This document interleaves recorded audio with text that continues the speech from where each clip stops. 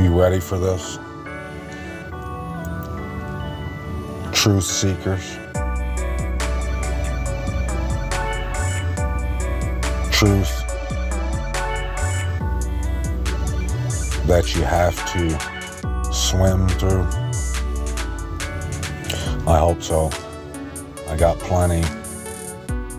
And it's all unprecedented. This right here isn't part of that unprecedented, groundbreaking, life-saving truth. But it's just more heads up for you, my mishpaka, my friends, my family. I love you. At your service. You can see, suddenly and chaotically told hundreds of soldiers they have to be recruiters immediately.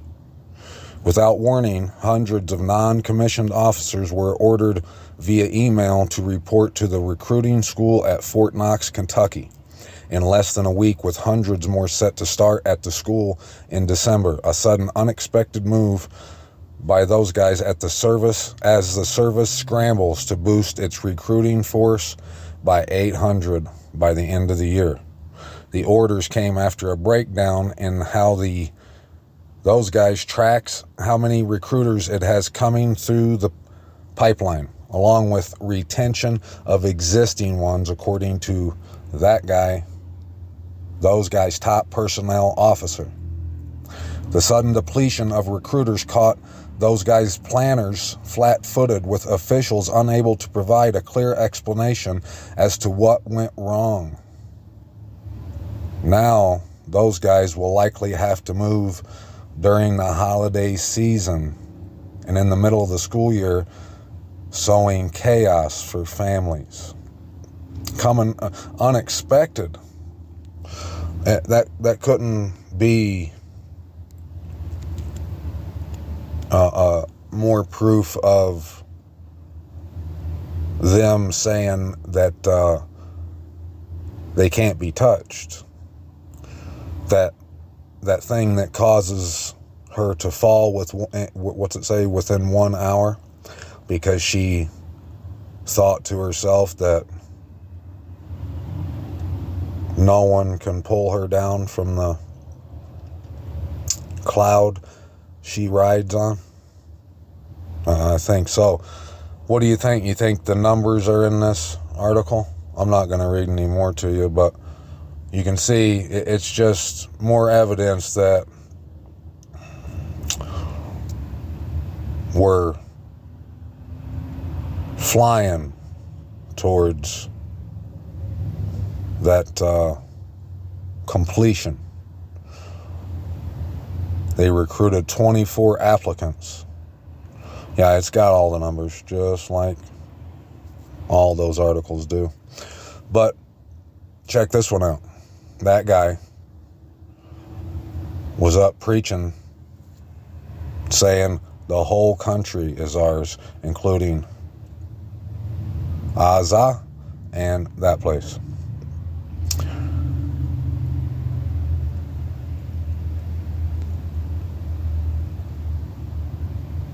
That guy at the training base celebrated their actions in Gaza with messianic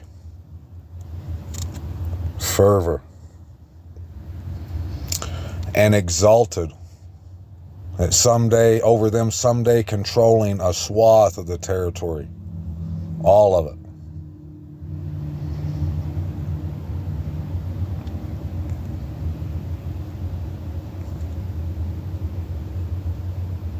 We have reached the point where the people of them guys are moving to a higher level.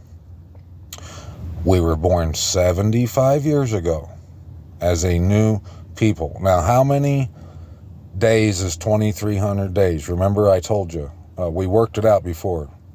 I can't remember right now, but let's say 365 and 365, that's 730. And 730 is 2400. So a little over 3 years, right? 3 years would be 1,000, like 1,100, right? That'd be 3 years, I think. I don't have a calculator on the phone. I had to take it off because I don't have enough space.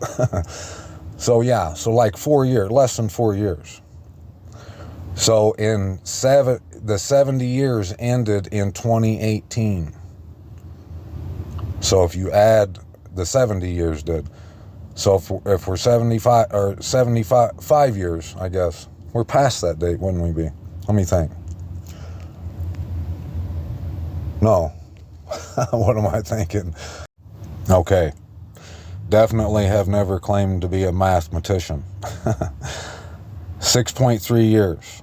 So if they're 75 years, they turn 75 years in April.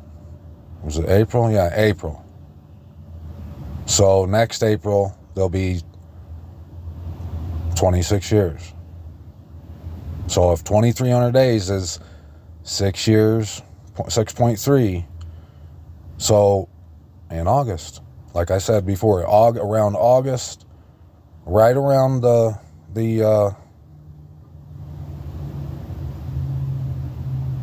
is it the eclipse? No, the eclipse is around Passover. 3 months or something like that past the eclipse. Yeah. So about a year, right? Yeah, something like that. Less than a year.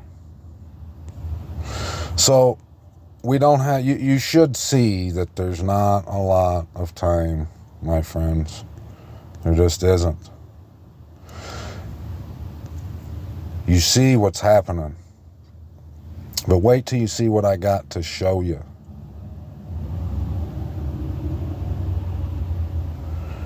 Let's see what this says. Oh yeah, we were just reading that. We built a foundation. We started working on our bodies and we grew, finding our identity and what we wanted to do with ourselves. What is good, bad, evil, and impure, and what we want to preach to the world, he continued. This middle one right here. What? Beware. In war, those guys, them ultra guys right there. Oops. Those guys are in a state of ecstasy. It's all ours, they say, including both of those places. The entire promised land. We're returning to it big time, that guy said. Well, I can say one good thing about that. At least he does want to return to the promised land. That guy went on to say that them guys, teaches the world what goodness and justice are and what morality and values are, vowing that they will eliminate all of that and will destroy their enemies, all of them. Now, I kind of went over, pointed out this morning how, I've been pointing it out, how we are commanded to do that which is continual. We've been commanded, just like all our ancestors have been commanded, to return to the land. And just imagine, like, Thanksgiving's coming up, right? Just for an analogy, these people who are going to celebrate Thanksgiving, say a mom by herself makes all the food and gets it and invites all her children over for Thanksgiving. And she thinks they're all coming. She sets the table, gets all the food all out and ready, and she expects her children to show up for that Thanksgiving dinner, and no one shows up. And she can't figure out why they're not showing up, and she finds out that they went and did things that she can't believe what they decided to go do. Instead of coming after she invited them, they said they were coming to the dinner, and now they didn't show up, and come to find out they didn't show up because they went and did something that was just nonsense. You imagine how that mom would feel if she sat there all day with all that food, looking at it on the table, and no one ever even calls or shows up and says, we're sorry we didn't make it, or nothing. Just imagine how that mom would feel. Well, times as many as you can count, it's that worse doing what the world does to Abba. It's worse by trillions of times than that analogy I just explained. If I can't stress it enough. We've been given our inheritance, and it's time to return. And I'm going to show you exactly what it means. I'm just going to read the word to you. I'm going to show you what I see in the word, and you're going to see. You're going to be the word is going to judge whether or not what I'm saying is true or not. It's just like everything. It judges everything, and this will be no different. But it's a commandment to partake in that which is continual. And we know what the world has chosen. We know they've chosen Babylon and Egypt, Mitzrayim, the money, and they've chosen the opposite of the set apart land. And I'm going to show you how I'm going to show you this one thing that is right out where everyone can see it, and it can prove to you or anyone that what I'm saying is true, that they are the opposite. Okay? In second Esdras chapter 3, down here, or up here in verse 4, it says, O sovereign Yahuwah, did you not speak at the beginning when you did form the earth and that without help, and you did command the dust and gave it, and it gave you, Adam, a lifeless body? Yet he was the workmanship of your hands, and you did breathe into him the breath of life, and he was made alive in your presence. And you did lead him into the garden which your right hand had planted before the earth appeared, and you did lay upon him one commandment of yours, but he transgressed it. And immediately you did appoint death for him and for his descendants.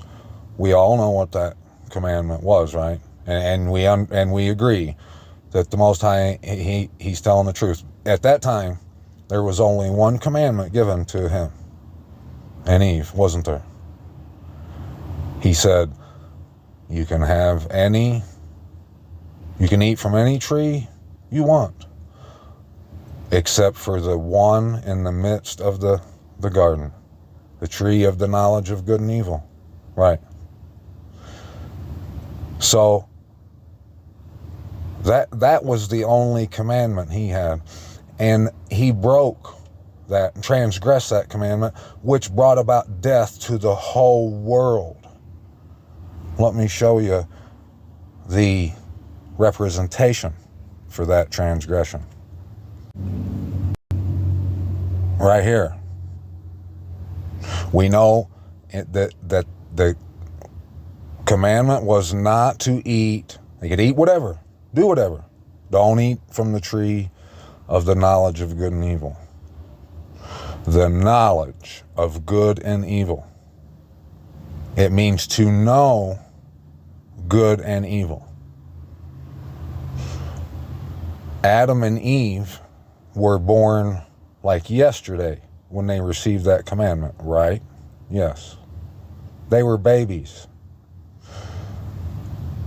So what would it be for them to be able to know good and evil? To know the difference between good and evil? Because look, this is what the serpent told Eve. He said, she said, we can't eat from that tree. The Most High told us that if we do, we would surely die. The serpent lied and said, you will not surely die. For the Most High knows that when you eat it, your eyes will become open, not open bigger, their eyelids. No, that they will know things. And he said, you will be like the Most High, and the Most High does not want you to be like him. Okay, so if you're 2-year-old, still, just a toddler, if he or she wants to walk across the street and you tell them one time, you look to your left and to your right, does that mean they're going to know? Or would they be able to even know how to look left and right and make sure to look both ways? How are they going to know that? They're not going to know that, are they? So the knowledge that Satan introduced to them was knowledge that they couldn't, there was no way. So the tree was, whatever it was, it made them think that they knew what was good and what was evil. But what was the truth? What should have been done? What the Most High told them, not to eat from it, because what should have been done was, well, the Most High made us. Like yesterday, we don't know. We can't know the difference between good and evil. We'll ask him what to do. Well, as a matter of fact, he told us not to do it. So we're not going to do it because he knows right from wrong. Not us, right? We don't want to be like him. We were just born. He's been here. He knows all these things, okay? So the transgression was they were tricked into thinking that they knew best when they don't. They couldn't. We still can't. The people that are doing all the fighting, all the smashing over there, that we saw the word expose and prophesy about, that's their logo right there, right? The reason that's their logo is because it's a part of a Kabbalah tree of life. And the tree of life, it is associated with chakras.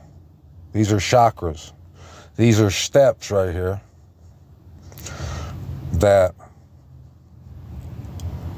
are part of the tree of life. These little balls, just like on a Christmas tree, And if you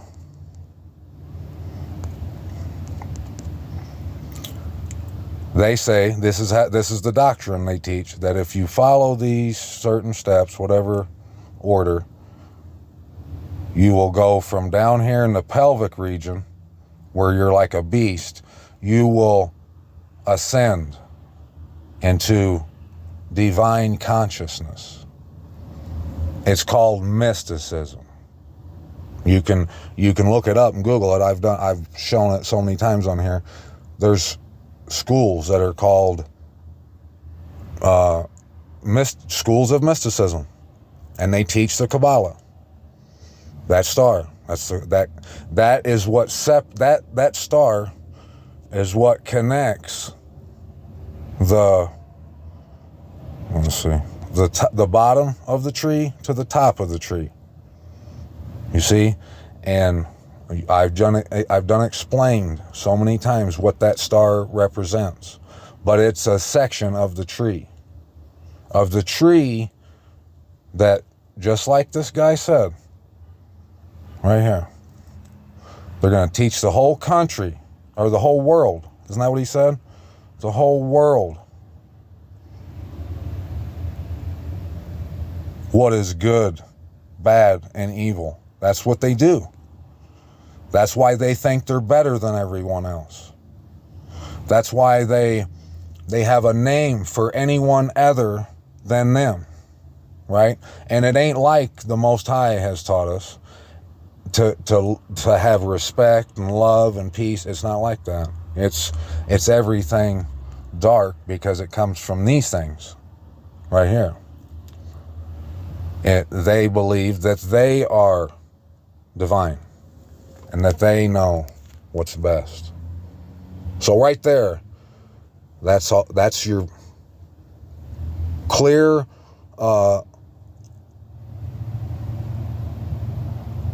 substantial piece of evidence that should let you know who we've been talking about, what we've been talking about. It should let everyone know that just how in the wrong direction, away from the mark we are if we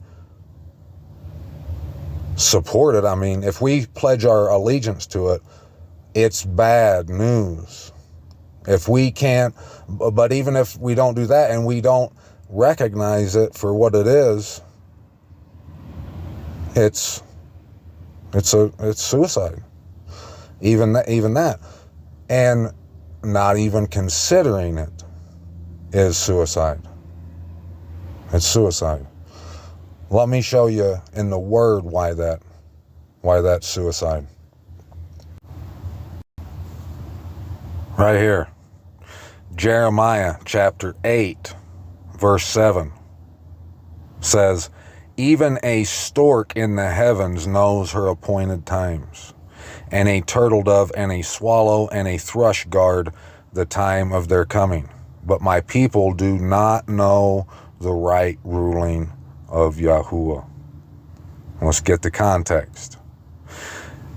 "At that time, declares Yahuwah, they shall bring the bones of the sovereigns of Yehuda, and the bones of its heads, and the bones of the priests, and the bones of the prophets, and the bones of the inhabitants of Jerusalem out of their burial sites, and shall spread them before the sun and the moon and all the host of the heavens, which they have loved, and which they have served, after which they have walked, which they have sought, and to which they have bowed themselves.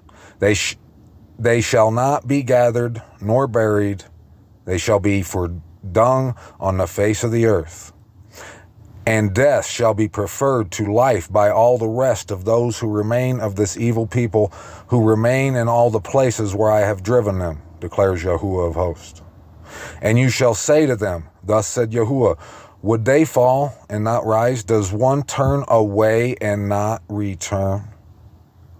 Why then has this people, Jerusalem, turned away in a continual backsliding? They are strengthened in deceit. They refuse to turn back. I have listened and heard. They do not speak right. No man has repented of his evil, saying, what have I done? They all turned to their own course, like a horse rushing into battle. Their own course. He could have said they all turned to the doctrine of the Kabbalah tree. Yes, their own course.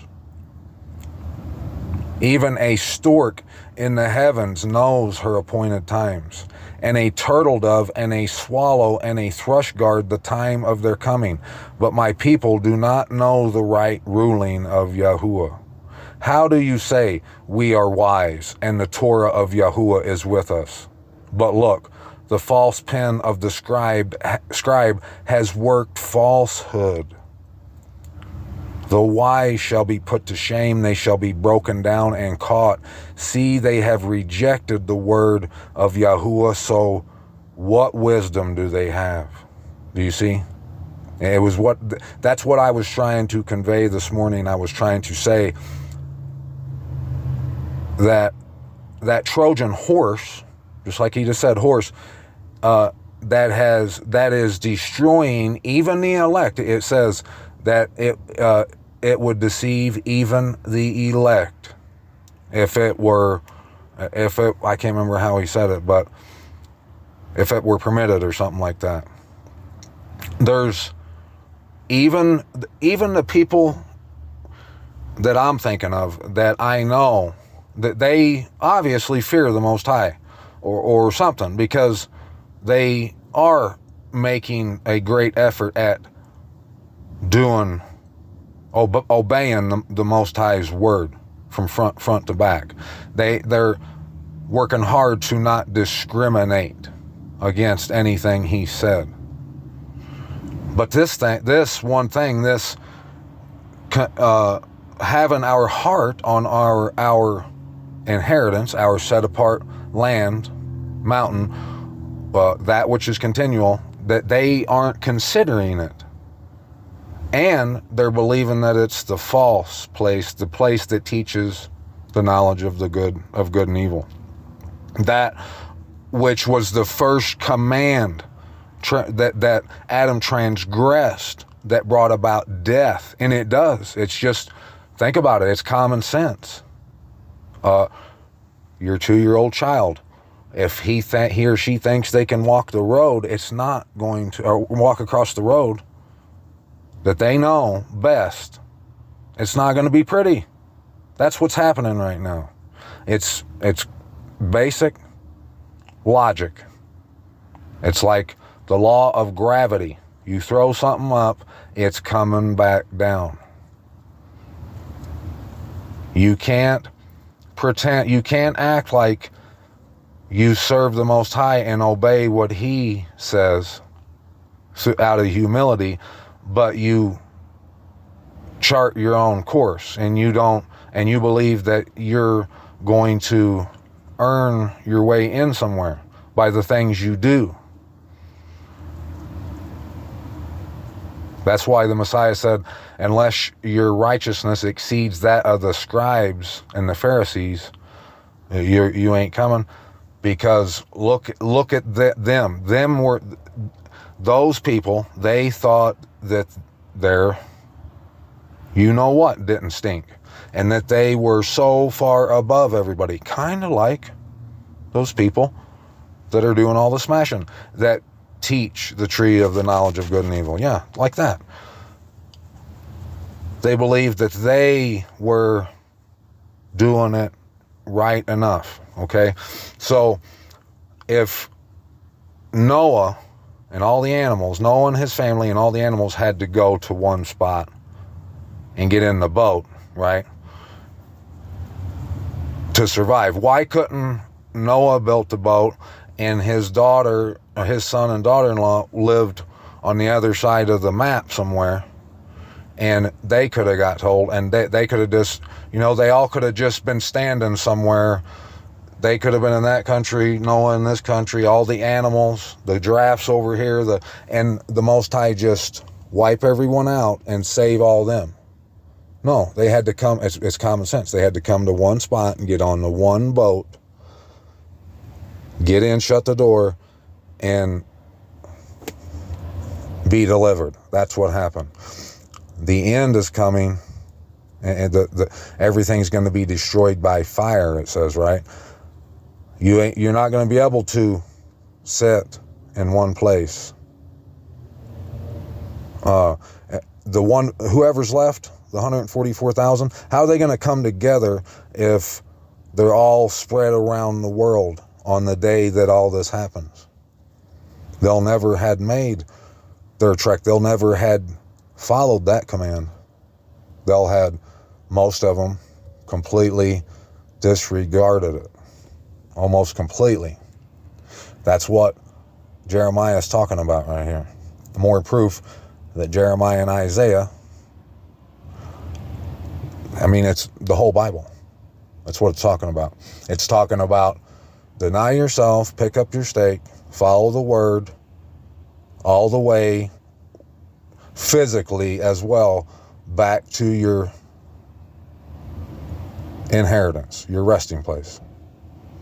Receive from the Most High, be with the Most High. Therefore I give their wives to others, and their fields to possessing ones. For from the least even to the greatest, they are all greedy for gain. From the prophet to the priest, all act falsely. Isn't that what I was saying earlier? That's what I've been saying. The reason they don't care about their comely house is because of the work of their hands. Their greedy gain. And they heal the breach of the daughter of my people slightly, saying, Shalom, shalom, when there is no shalom. Sound familiar? Sounds like all the Yasharal on Facebook, doesn't it?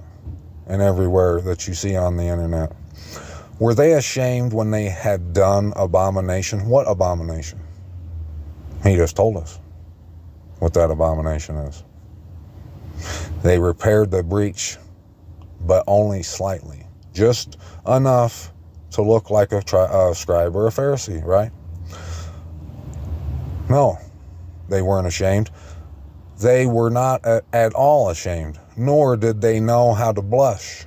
So they shall fall among those who fall. They shall stumble in the time of their visitation, said Yahuwah. They shall stumble in the time of their visitation. I've been reading from this for a while now. You can go back to the videos and every 4, 5, 6 months, you'll see us reading from this, what we're reading right now. So from reading it so much, we've dissected as much of it as we have. We've ate as much of this food as we have to get the understanding that we have of it right now. This is all talking about returning. So when it says that they shall stumble in the time of their visitation, regarding that, I've been showing you that the word tells us that one of those stumbling blocks, and it's talked about a lot, is what we're talking about right now. It's the imposter, the image of the beast. So right there, they stumble in the time. I've been showing you how it says they won't pick this rock up. It's the same, and it's got it's the same reason that in Revelations the Messiah says you will receive a stone with your name on it, a cornerstone, a chief stone. That's why he's called the cornerstone. All those things. It's all related and connected to returning. And this is your time of visitation. Best believe. I shall snatch them away, declares Yahuwah. There are no grapes on the vine, nor figs on the fig tree, and the leaf has faded, and what I gave them shall pass away from them. Why are we sitting still? Gather yourselves, and let us go into the walled cities, and let us be silent there, for Yahuwah our Most High has let us perish and given us poison water to drink, because we have sinned against Yahuwah. We looked for peace, but there was no good, and for a time of healing, but see, fear. The snorting of his horses was heard from Dan. All the land shook at the sound of the neighing of his strong ones. They came and devoured the land and all that fills it, the city and those who dwell in it. Who did it? The horses were heard from Dan. his nigh ones. That's what you're hearing right now. And if you think about it, this is what we've been talking about, and it went out and did exactly what Zechariah 5 and 6 tells us that word would do. And Jeremiah, Isaiah, all the prophets. It went out and it's slicing and dicing, baby. For look, I am sending among you serpents, adders, which have no enchanter, and they shall bite you, declares Yahuwah. When in grief I would seek comfort, my heart is sick within me. Observe the voice, the cry of the daughter of my people from a distant land. Is Yahuwah not in Zion? Is her sovereign not in her? Why have they provoked me with their carved images and with foreign worthlessness? They're carved images. The image of the beast, it's a carved image, carved out into that land. They built the monuments and the landmarks. They tore down the landmarks in the original, the true set apart land, and erased that history. It's told to us in the Word a lot of times. And they carved out their own set apart land. They carved out their own name, their own people, all that stuff. Religions. It's a carved image. And it is foreign worthlessness. The harvest is past, the summer is ended, and we have not been saved. You see that? For the breach of the daughter of my people, I have been broken. I have grown sad. Astonishment has taken hold of me.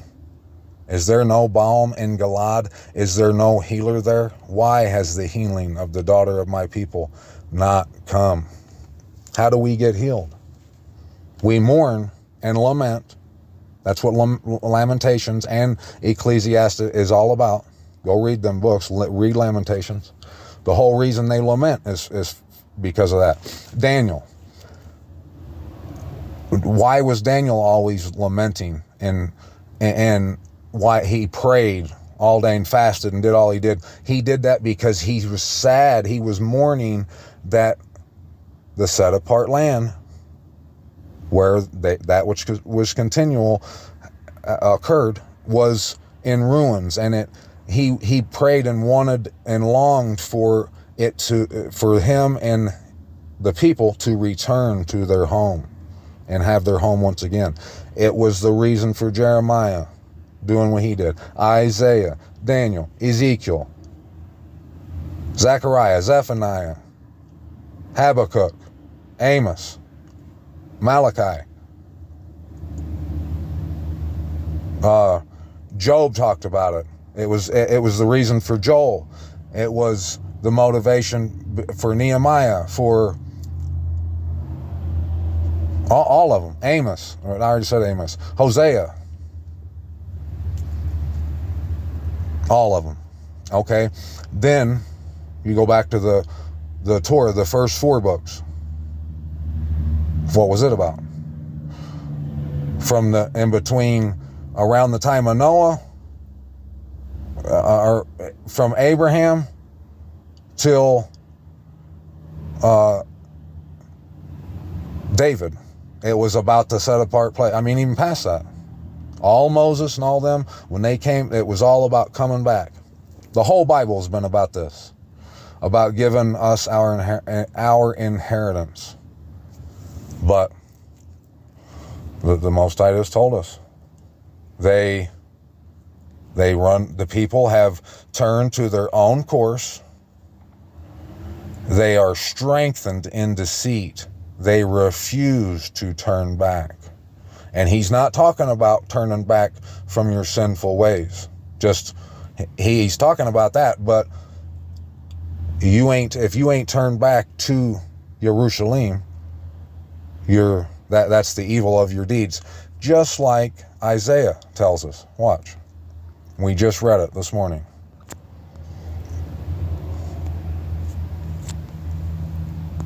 It would be just like, it's way worse, like I've been saying. It's way worse than if a whole family told their old mom to do all that and then not show up. You know, it would just be rude. I mean, they shouldn't be doing it all together. But say a family was having Passover, and done it all and invited all her children and their children, and she was expecting them to show up, but they just stood her up and went and played putt-putt or something with someone they don't know.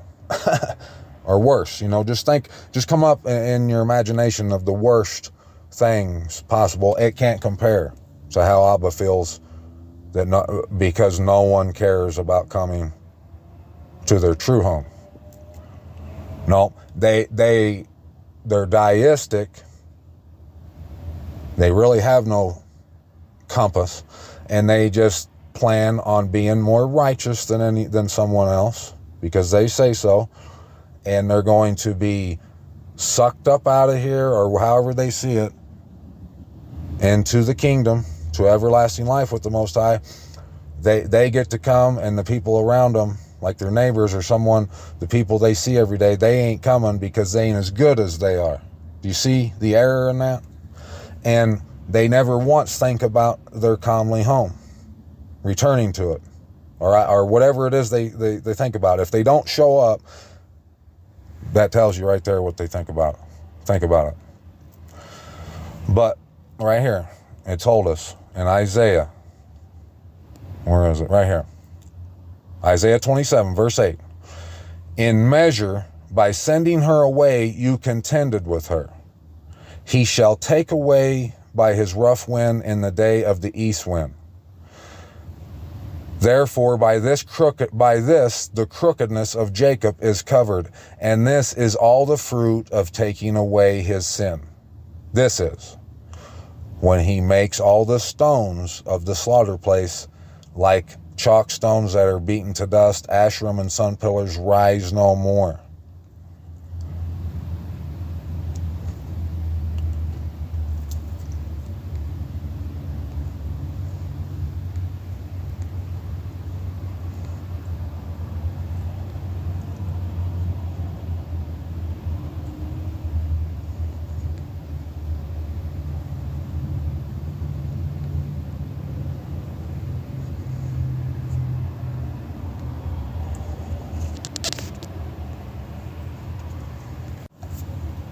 Oh, right here. My bad.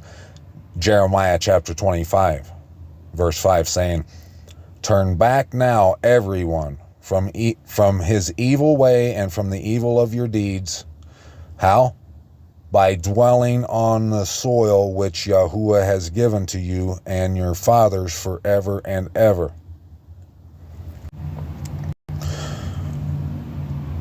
Ezekiel chapter 45, verse 8. Of the land, this is the possession in Yasharal, and my princes shall no longer oppress my people. And they shall give the land to the house of Yasharal according to their tribes. Thus said the Master Yahuwah, enough, you princes of Yasharal, put away violence and plundering, and do right ruling and righteousness, and stop your evictions of my people, declares the Master Yahuwah. Your evictions. We are to come home. This is where our fathers were commanded. What land is theirs?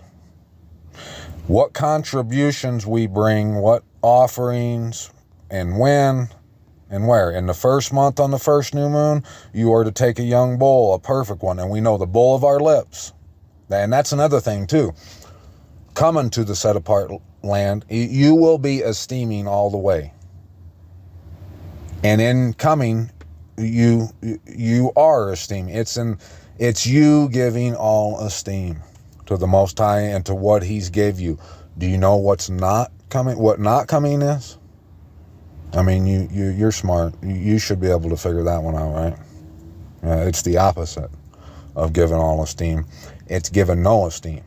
It's given esteem to a PhD, coaching the Little League, a car payment, truck payment, a truck note. That's what it is. Anything other than coming and doing what you're told. And you shouldn't even have to be told. You should want this. So the fact that you don't, it's the fact that you don't really care about it, or you don't care enough that you to do anything about it, and you ain't gonna listen to the command of caring about it. All that says that you give no esteem to the Most High. Not all, no. In the first month, on the 14th day of the new moon, you have the Passah, the Passover. It's a gathering.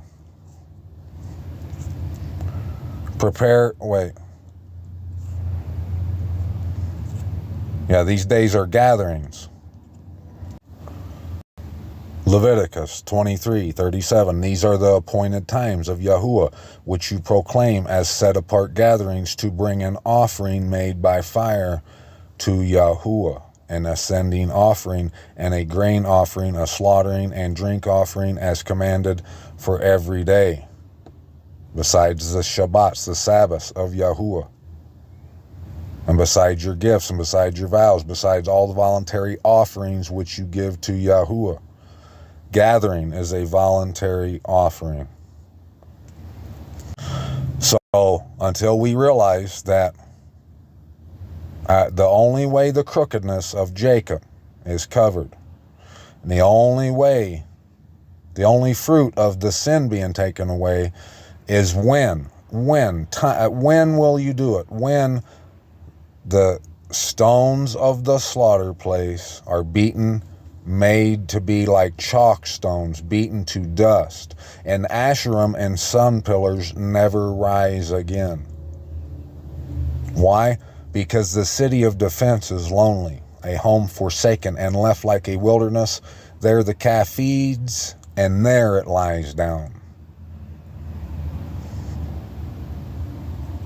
Nowhere else but there. And it will consume its branches. The city of defense's branches. What are those branches? Well, we're told in Revelations. That's the true tree of life, where it provides fruit. What is it? 12 different kinds of fruit that are new each month. The tree of life. That's the truth. What we take from the truth. The fruits of it.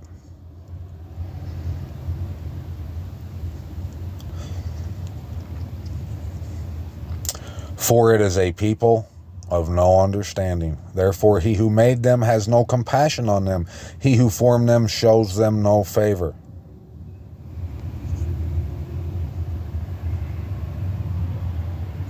And in that day it shall be that a great shofar is blown, and those who were perishing in the land of Ashur and the outcasts in the land of Mitzrayim shall come and shall worship Yahuwah on the set apart mountain in Yerushalayim. And one more way you can tell that this is the tree of the knowledge of good and evil. Notice the black pillar right here. Oh, right there. And the white one right here. See it? One's white, one's black. What's the difference between white and black? I mean, everything. It's the opposites. One's dark, one's light. One's white, one's black.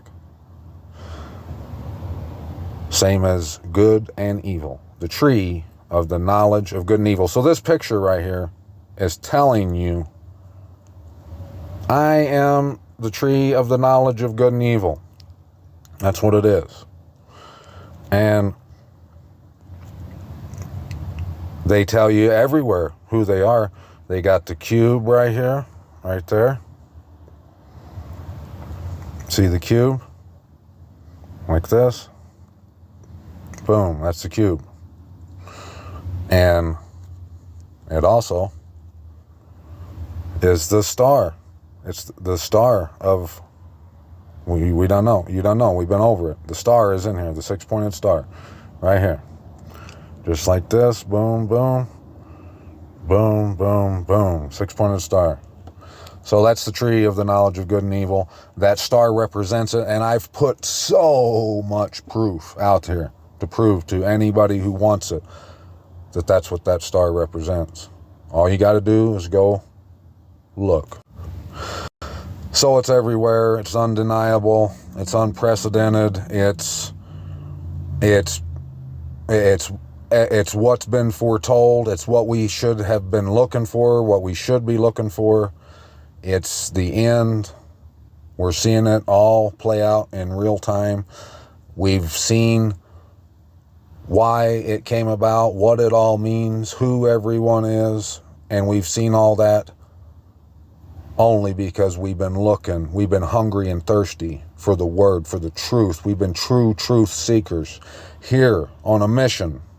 Sleeves rolled up, suited and booted, body, to get our salvation, our inheritance, with our hands out, cupped, ready to catch all we can get of it, like a wide receiver.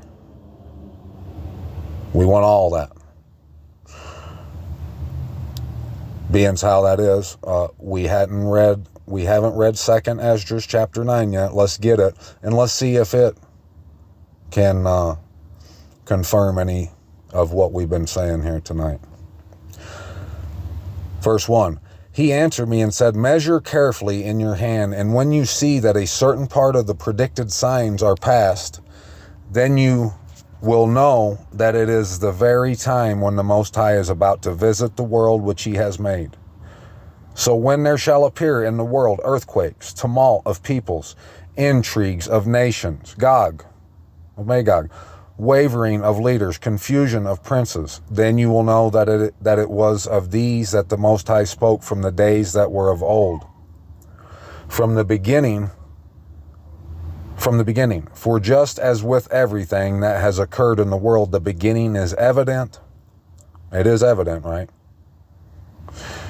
That we had to come from somewhere, and everything he's told us that was created the way it was, it's all been calculated, time precise, all the right moves. Shaking a leg on a dance floor. And the end is manifest. It's something that manifests itself. So also are the times of the Most High. The beginnings are manifest in wonders and mighty works, and the end in requital and signs. And signs. Requital or requital. Something given in return, compensation or retaliation. The act or action of requiting, the state of being requited. So,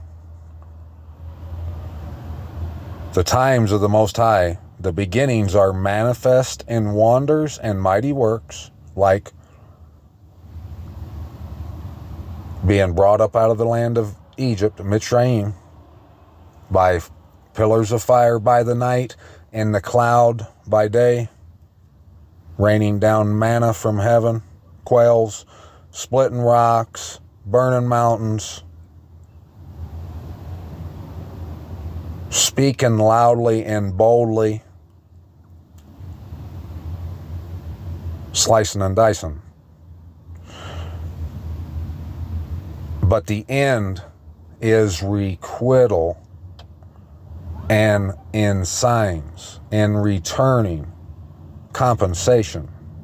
And it shall be that everyone who will be saved and will be able to escape on account of his works or on account of the faith by which he has believed will survive the dangers that have been predicted and will see my salvation in my land and within my borders.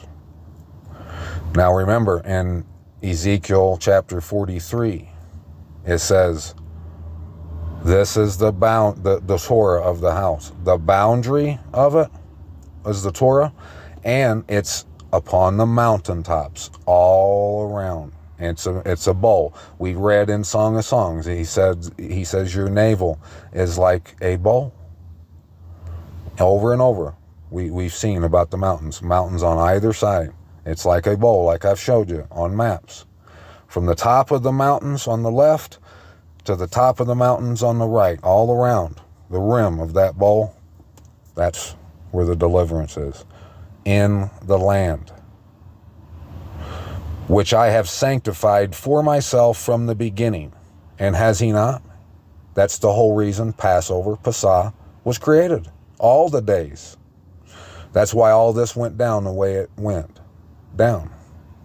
And the conclusion, the completion, the fulfillment of all that is for you to get in the car, pull it out of park, drop it in low, off you go.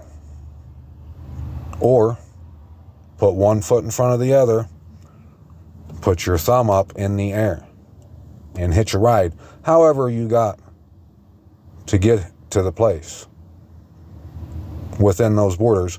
However you can do it by any means. Army crawl if you have to. And if you are someone who will inherit, and you're not someone who is of no understanding and all that, if you're someone of understanding and you see that it is requital, army crawling over the Rockies, it's what will have to be. You'll understand that that's what must be done. It won't be too much to ask of you. You'll be saying, aye, aye, Captain.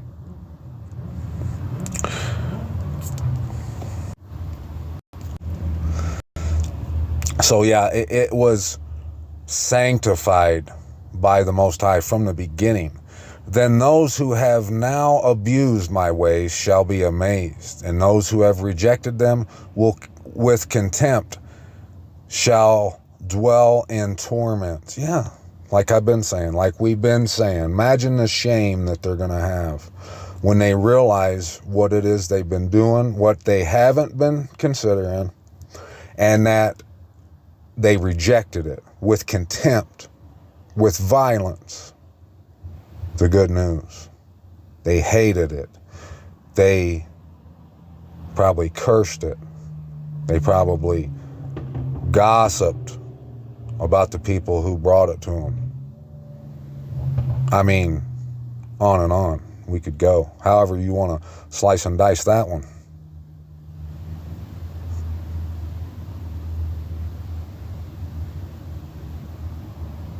For as many as did not acknowledge me in their lifetime, although they received my benefits, and as many as scorned my law while they still had freedom and did not understand, but despised it while an opportunity of repentance was still open to them, these must in torment acknowledge it after death.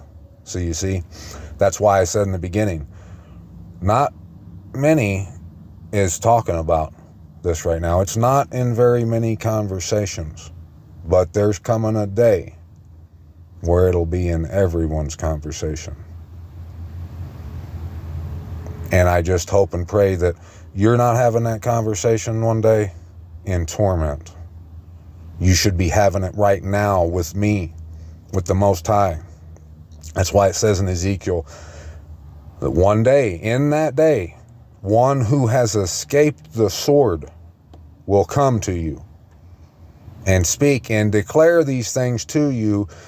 You are to open your mouth to that person and engage in this conversation. If you don't, you see who you are. We've been reading about you. I hope that's not you. Do a 180 right now. That is in need of repentance now. Repent of that. Turn back now. Come home and live.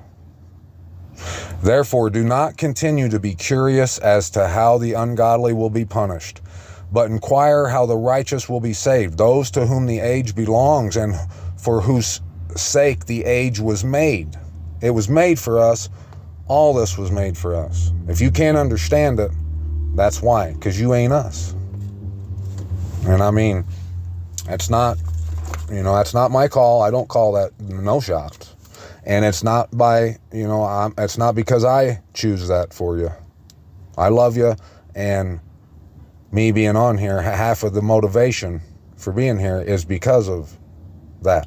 Because I don't want to see that for you. I want you to come home and claim what's yours.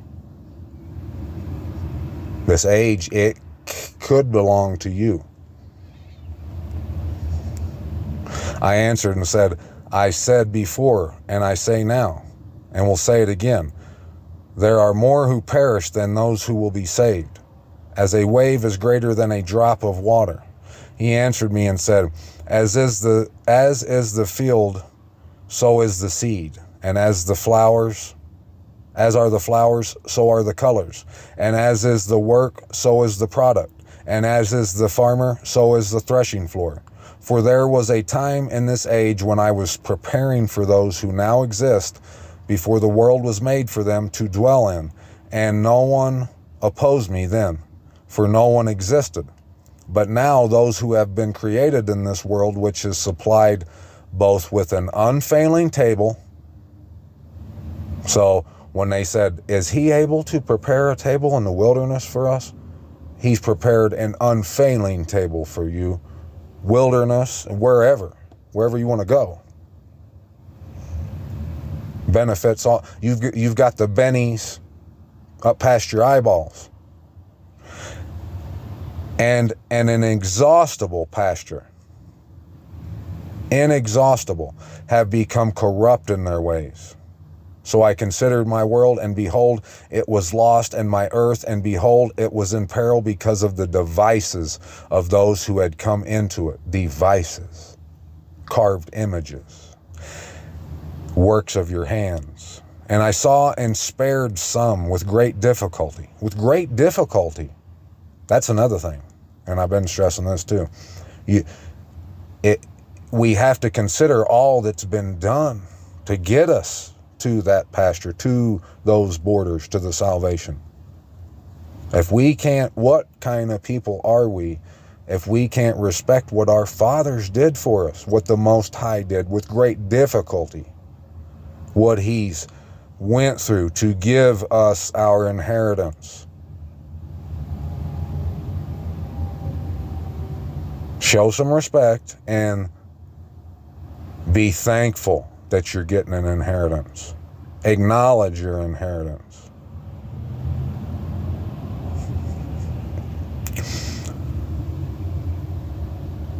And saved for myself one grape out of a cluster and one plant out of a great forest. So let the multitude perish which has been born in vain, but let my grape and my plant be saved, because much labor I have perfected them. With much labor. But if you will let 7 days more pass, do not fast during them, however, but go into a field of flowers where no house has been built, and eat only of the flowers of the field, and taste no meat, and drink no wine, but eat only flowers, and pray to the Most High continually, then I will come and talk with you. So I went as he directed me into the field which is called Ardot, and there I sat among the flowers and ate of the plants of the field, and the nourishment they afforded satisfied me. And after 7 days, as I lay on the grass, my heart was troubled again as it was before, and my mouth was opened, and I began to speak before the Most High, and said, Oh, Yahuwah, you did show yourself among us to our fathers in the wilderness when they came out from Egypt, and when they came into the untrodden and unfruitful wilderness. And you did say, Hear me, O Yasharal, and give heed to my words, O descendants of Jacob. For behold, I sow my law in you, and it shall bring forth fruit in you, and you shall be glorified through it forever. But though our fathers received the law, they did not keep it, and did not observe the statutes, yet the fruit of the law did not perish. For it could not, because it was yours. Yet those who received it perished, because they did not keep what had been sown in them. And behold, it is the rule that, when the ground has received seed, or the sea a ship, or any dish, food, or drink, and when it happens that what was sown, or what was launched, or what was put in is destroyed, they are destroyed. But the things that held them remain. Yet with us it has not been so. For who have received the law and sinned will perish. For we who have received the law and sin will perish, as well as our heart will which received it. The law, however, does not perish, but remains in its glory. It's the judge, the word. When I said these things in my heart, I lifted up my eyes and saw a woman on my right, and behold, she was mourning and weeping with a loud voice, and was deeply grieved at heart. And her clothes were rent, and there were ashes on her head. Then I dismissed the thoughts which I had been engaged, and turned to her and said to her, Why are you weeping, and why are you grieved at heart? And she said to me, Let me alone, my master, that I may weep for myself and continue to mourn, for I am greatly embittered in spirit and deeply afflicted. And I said to her, What has happened to you? Tell me. And she said to me, Your servant was barren and had no child, though I lived with my husband 30 years, and every hour and every day during those 30 years I besought the Most High, night and day. And after 30 years, the Most High heard your handmaid, and looked upon my low estate, and considered my distress, and gave me a son. And I rejoiced greatly over him. And I gave my husband, and my husband, and all my neighbors, and we gave great glory to the Mighty One. And I brought him up with much care. So when he grew up, and I came to take a wife for him, I set a day for the marriage feast. But it happened that when my son entered his wedding chamber, he fell down and died. Then we all put out the lamps, and all my neighbors attempted to console me. And I remained quiet until evening of the second day. But when they all had stopped consoling me, that I might be quiet, I got up in the night and fled, and came to this field as you see. And now I intend not to return to the city, but to stay here, and I will neither eat nor drink, but without ceasing mourn and fast until I die. Then I broke off the reflections with which I was still engaged, and answered her in anger and said, You most foolish of women, do you not see our mourning and what has happened to us? For Zion, the mother of us all, is in deep grief and great affliction. It is most appropriate to mourn now, because we are all mourning, and to be sorrowful, because we are all sorrowing. You are sorrowing for one son, but we, the whole world, for our mother. Now ask the earth, and she will tell you that it is she who ought to mourn over so many who have come into being upon her. And this is the reason you get that phrase, Mother Earth. But that, where it comes from, is it's pagan, and it's wrong. It's evil, because it's associated with the goddess Gaia or something, or MAGA. That's what it is. That's where MAGA comes from. You know, Trump's little logo. Yeah, it's associated with Mother Earth, the lie about Mother Earth. And they get it, like I told you, they get all their stories comes from the truth. The origins are from the word of the Most High, because he was doing it before anyone was doing it. And it's the only truth and common sense and logic there is. So they just take it and they twist it and pervert it into their own stories. That's where Mother Earth comes from. And from the beginning, all have been born of her, and others will come. And behold, almost all go to perdition, and a multitude of them are destined for destruction. Who then ought to mourn the more? She who lost so great a multitude, or you who are grieving for one? But if you say to me, my lamentation is not like the earth's, for I have lost the fruit of my womb, which I brought forth in pain and bore in sorrow, but it is with the earth according to the way of the earth. The multitude that is now in it goes as it came. Then I say to you, as you brought forth in sorrow, so the earth also has from the beginning given her fruit, that is, man, to him who made her. Now therefore keep your sorrow to yourself, and bear bravely the troubles that have come upon you. For if you acknowledge the decree of the Most High to be just, you will receive your son back in due time and will be praised among women. Therefore go into the city to your husband. She said to me, I will not do so. I will not go into the city, but I will die here. So I spoke again to her and said, do not say that, but let yourself be persuaded because of the troubles of Zion, and be consoled because of the sorrow of Jerusalem. For you see that our sanctuary has been laid waste, our altar thrown down, our temple destroyed, our harp has been laid low, our song has been silenced, and our rejoicing has been ended. The light of our lampstand has been put out. The ark of our covenant has been plundered.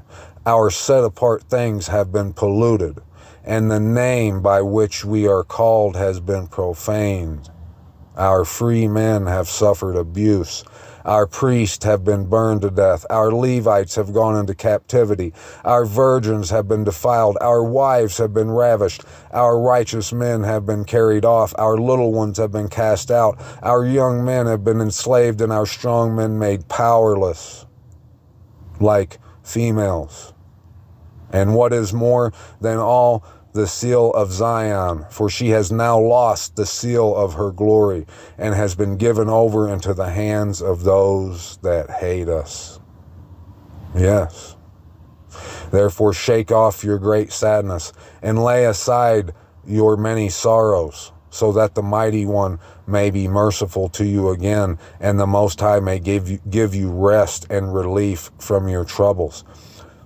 Remember, it says that the glory, the splendor had been lost and given over into the hands of those who hate us. The Most High told us that in the end, Sor will be forgotten. It will be given into whose hands?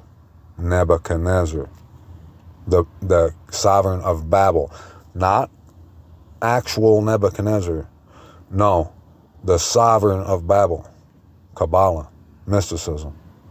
That's Babylon, because it whores with all religions. It's where all religions comes from. It's the oldest religion. If look it up. Kabbalahism, mysticism, all that, it's the oldest known religion to man. I've shown it right here on this channel a couple times. And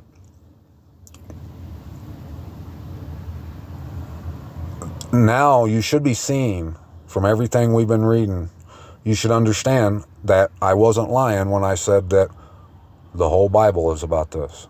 The Revelations, everything, a lot of what the Revelations talks about, we just seen it right here in 2nd Esdras chapter 10. Our harp has been laid low. Our song has been silenced, and our rejoicing has been ended. The light of our lampstand has been put out. The light of the lamp is no longer heard. The voice of the bridegroom. Meeting, the wedding supper is returning home.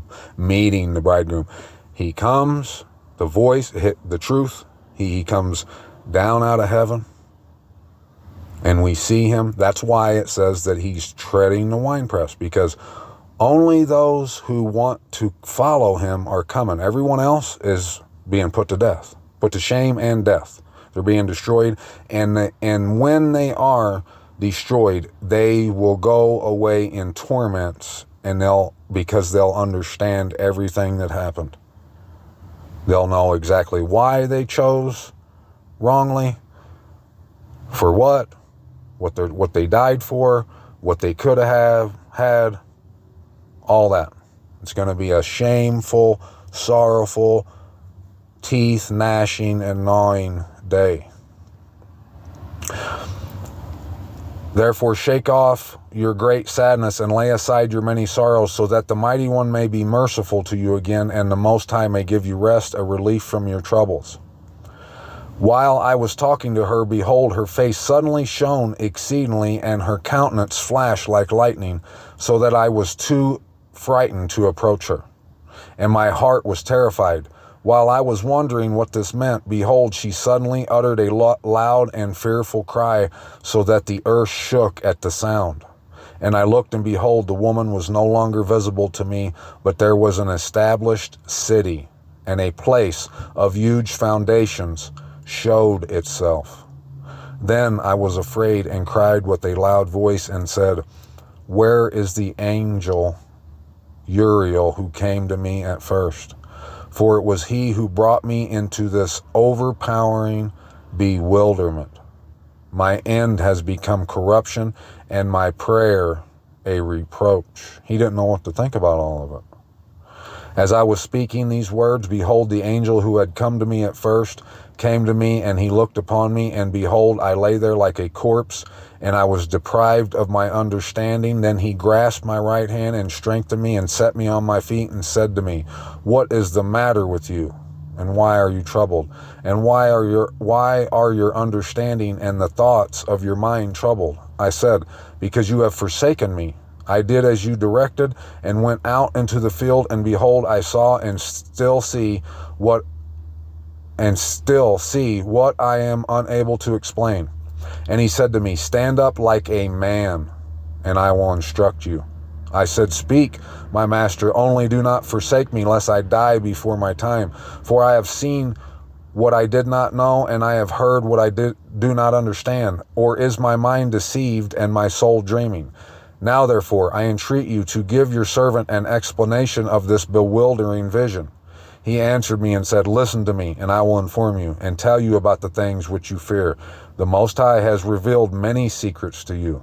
For he has seen your righteous conduct, that you have sorrowed continually for your people, and mourned greatly over Sion." Do you see? "This, therefore, is the meaning of the vision. The woman who appeared to you a little while ago, whom you saw mourning and began to console, but you do not now see the form of a woman, but an established city, has appeared to you. And as for her telling you about the misfortune of her son, this is the interpretation. This woman whom you saw, whom you now behold as an established city, is Zion. And as for her telling you that she was barren for 30 years, it is because there were 3,000 years in the world before any offering was offered on it." So 30 years is the equivalent, when metaphor is being used, it could be 3,000 years, 30 years. 3,000 years in the world before any offering was offered in it. And after 3,000 years, Solomon built the city and offered offerings. Then it was that the barren woman bore a son. And as for her telling you that she brought him up with much care, that was the period of residence in Jerusalem. And as for her saying to you, when my son entered his wedding chamber, he died, and this misfortune had overtaken her, that was the destruction which befell Jerusalem, the original destruction, okay? And behold, you saw her likeness, how she mourned for her son, and you began to console her for what had happened. For now the Most High, seeing that you are sincerely grieved and profoundly distressed for her, has shown you the brilliance of her glory and the loveliness of her beauty. See? That's why. That's how we're seeing this. That's why Ezra couldn't see it before, until he did that. Therefore I told you to remain in the field where no house had been built, for I knew that the Most High would reveal these things to you. Therefore I told you to go into the field where there was no foundation of any building, for no work of man's building could endure in a place where the city of the Most High was to be revealed. Therefore do not be afraid, and do not let your heart be terrified, but go in and see the splendor and vastness of the building as far as it is possible for your eyes to see it. And afterward you will hear as much as your ears can hear. For you are more blessed than many, and you have been called before the Most High, as but few have been. But tomorrow night you shall remain here, and the Most High will show you in those dream visions what the Most High will do to those who dwell on earth in the last days. You either dwell on earth or in heaven, my friend. So I slept that night and the following one as he had commanded me.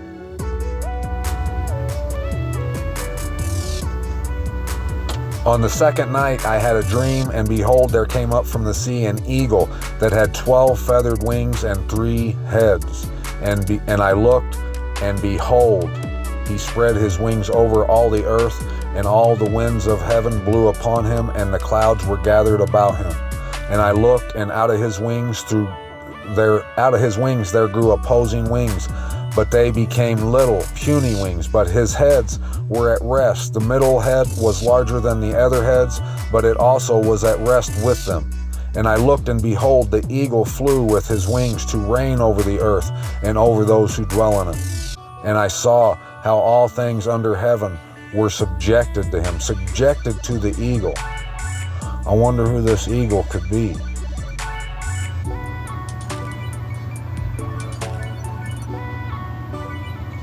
I'm not going to read it all now. We'll find out when we come back, Abba willing, and the creek don't rise.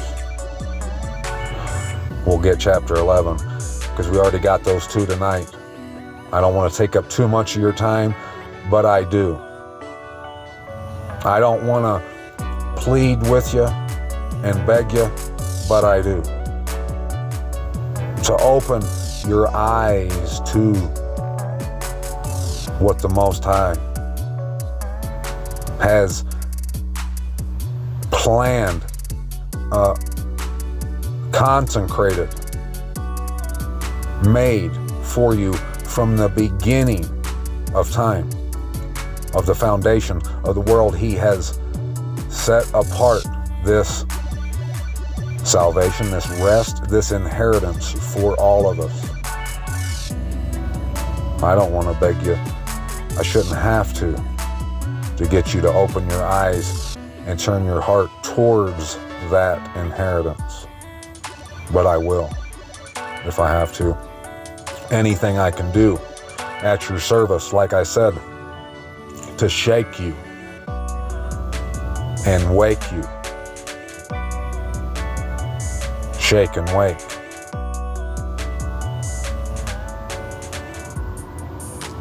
Encourage you. Plead with you to live. Come get this life, this goodness.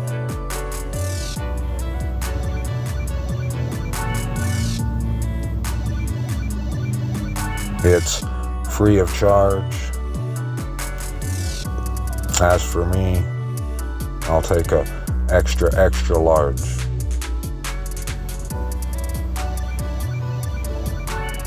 Can I get a refill? Yes, please.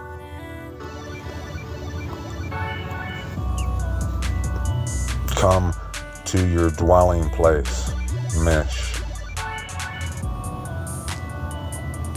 Not on your knees, off your face. This day, give Abba Yahuwah, the Most High, all praise, all honor, all glory, all esteem, all the time. 24/6, 24/7,